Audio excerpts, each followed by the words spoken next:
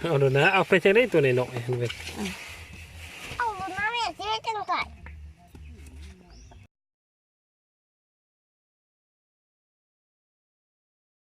มาเด้อพี่น้องกับปัวป้าเด้อพี่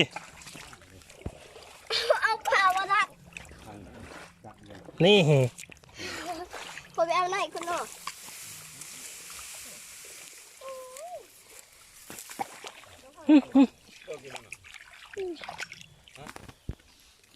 นี่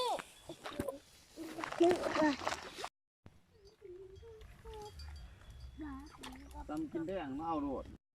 มาเด้อพี่น้องกับปัวป้าเด้อพี่เอาข่าวมาดักนี่ผมไปเอาไหนคุณน้อง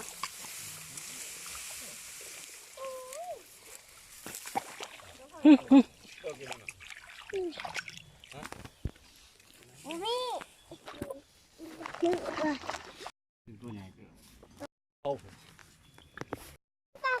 อ๋อหมดแล้วป้าค่ะใส่ผุดไปสิมาใส่น้ำมัน ปังโหลดนี่เดี๋ยวก็ถึง แดดได้เลยไปมันเงือบมันเงือบไปห้ามไปเดี๋ยวตัวหนาบักสีแทนหันขวดบนตัวหนาตีนมันหันแหละบ่บ่ย้ำมาอีกมา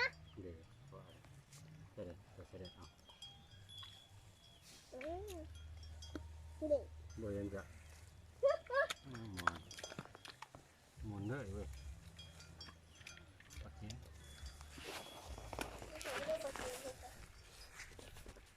กินมันตายเลยเมื่อกี้กูตาดีหันกูตากูดี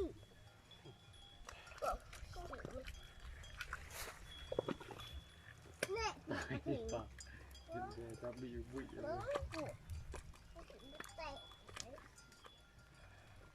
ตับมือฝาดลายอีกทีกี่ทีอ๋อไปเหยียบย่ำกูจ้ะสิ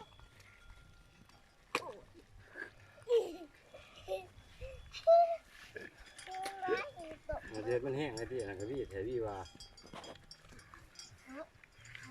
ปลาลูกใช่นั่นเห็นบ่ได้เทียบบ่ได้ปลาพอนี่ว่ะกระเข่งเงินก็มาดูมึงจะอยู่ไหนสักแล้วปลาเค็งนี่ห้ามือเลยไปขึ้น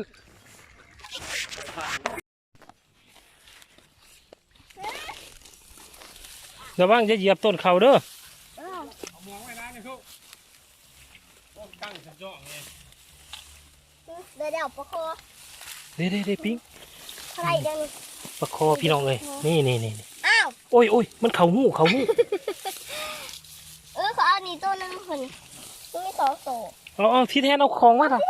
เอานะครับปลาคอไฟดูไฟโอ้พี่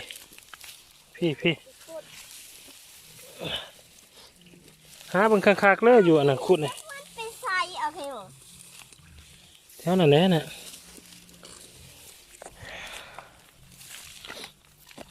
ทำเจ้า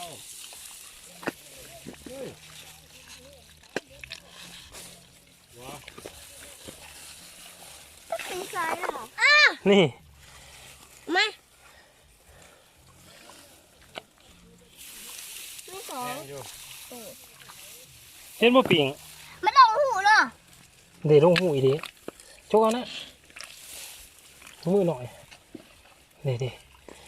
ป่าสมอละมั่งกระปูแฉะกับโบเดฟกระปูมันอยู่เถอะ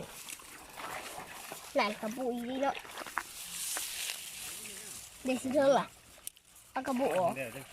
จะเอากระปูโอ้ยเห็นมันไหลใส่กระโหลกกระบอกป่าถูกกันเลยป้าเอาเลยวัดเกิบกันนี่